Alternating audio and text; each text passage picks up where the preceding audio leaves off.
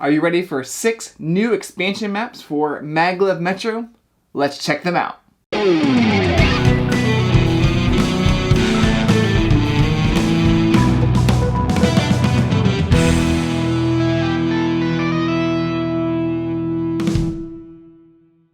Thank you for joining me here at Tantrum House Studio D. I'm Kevin Delp. Maglev Metro is a competitive engine-building pick-up and deliver tile-laying game for 1 to 4 players. It plays in about an hour and a half, and in the game, you build a metropolitan rail system transporting workers and robots beneath the city in Maglev Metro. It's published by Bezier Games, and now they're bringing 6 new expansion maps to Kickstarter. In this video, we're going to highlight all 6, but I'm going to focus on the Paris map that they sent us a prototype of. Each board will be double-sided, just like the base game that I'm showing here. So mechs and monorails are going to be one set, then there's London and Paris, and also moon bases and Mars. In mechs, you'll be able to place mechs on your player board that cover 3 of the robot spaces that basically power up that specific action.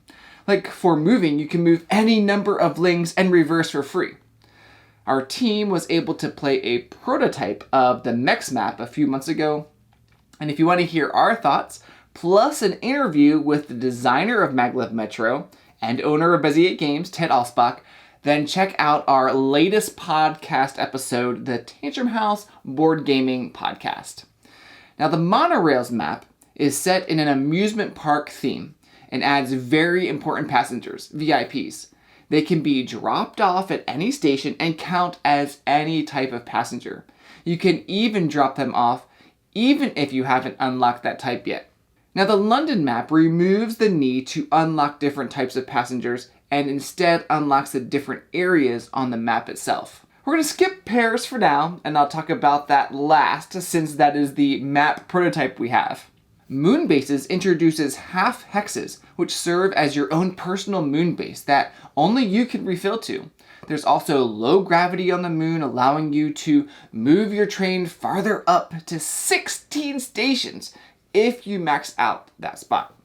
Now, Mars adds an extension that allows you to launch your train and its passengers to the moons of Mars to drop off those passengers. The Paris map adds a historic element to the gameplay.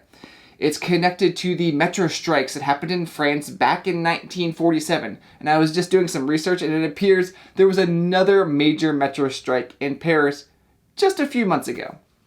You'll notice right away in the center of the map, the river encircles the middle station, meaning it will take 2 robots on the build track, which makes it a little bit more difficult at the beginning of the game.